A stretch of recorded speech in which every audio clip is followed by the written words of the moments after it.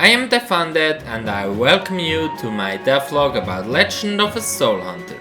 Let's see together what has changed since the last time. Before, don't forget to check out the game on Steam if you like what you see. The link is in the description.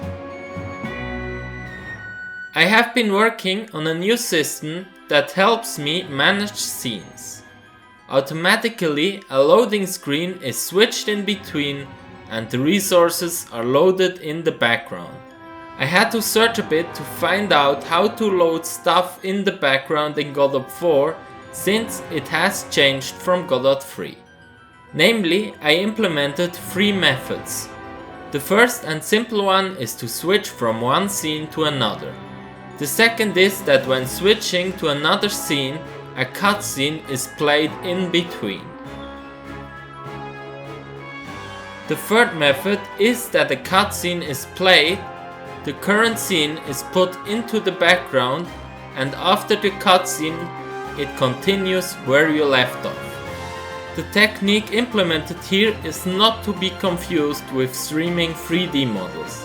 I would like to optimize this later in my case, but this does not work yet, because despite the data loading in the background, lags occur.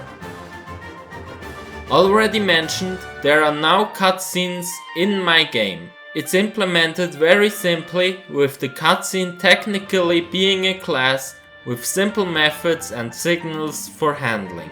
For the cutscene itself, I use an animation player which starts automatically.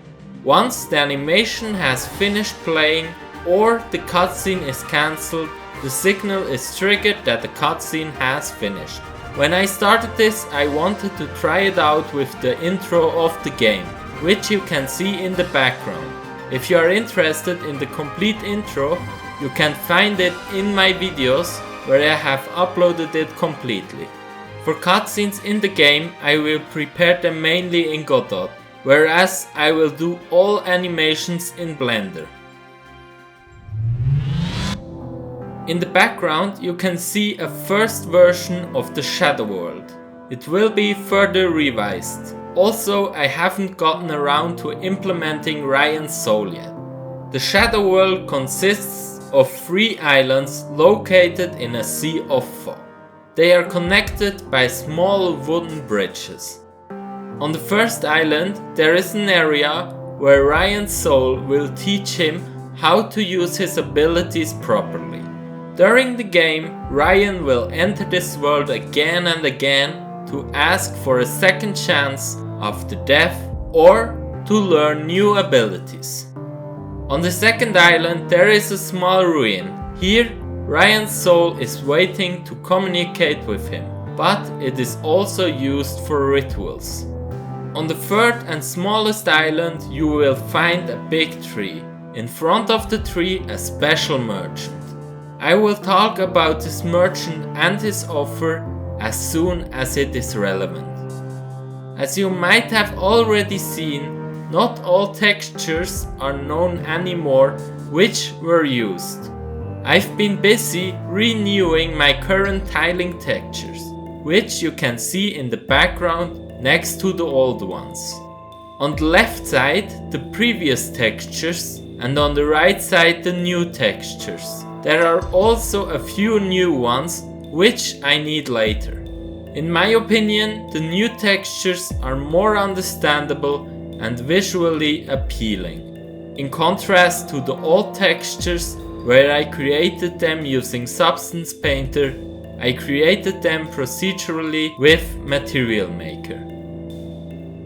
Godot has released 2 new alphas during the time since the last devlog. There are only a few new features coming out. They are mostly fixes and stabilizations for an upcoming beta. Just to mention, Alpha 13 was very stable and pleasant to work with. Only label 3D elements were broken and the font had to be reset. Alpha 14 on the other hand was more critical. OGG files for music had to be re-imported because the class name was slightly adjusted. but mostly it broke the shaders in the game for me. Some shader settings were completely reset. I assume this is related to the fact that the methods for handling shader parameters have been renamed. What I also noticed is that this version is much more unstable. Godot crashed on me a few times after playing audio files and when re-importing images. Mainly EXR files, which I use partly for roughness textures and normal maps. While we are talking about changes to Godot, I would like to mention that some important people from the community have created a commercial company, W4 Games. This, according to my understanding, is for Godot to continue to grow up. It provides a company for support for large companies. Also, later on, they offered the possibility that we can publish our games on consoles more easily. Godot itself could never do this because of the open source strategy. As a first act, they provided Direct3D 12 as an alternative to Vulkan. This is needed to export to Xbox. As of now, this change still needs to be merged into the branch for Godot. For more information about W4 Games, I have linked a video from Game from Scratch where it goes into more detail. Still briefly mentioned, since I cannot show these things, final concepts of the boss for the old library dungeons are made. I currently take a course to make better animations. Several things are revised besides the shown new textures. The following things are planned to be implemented in the coming weeks.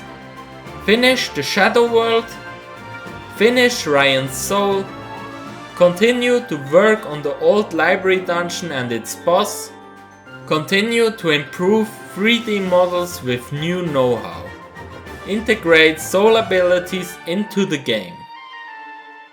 Thank you for your interest in the project. If you like what you see, follow this channel to see when a new devlog is uploaded and follow the progress of Legend of a Soul Hunter. And don't forget to wishlist the game on Steam. If you have an idea or want to ask something, feel free to leave a comment below the video. I will try to answer as soon as possible. Have fun and I see you in the next video. Bye!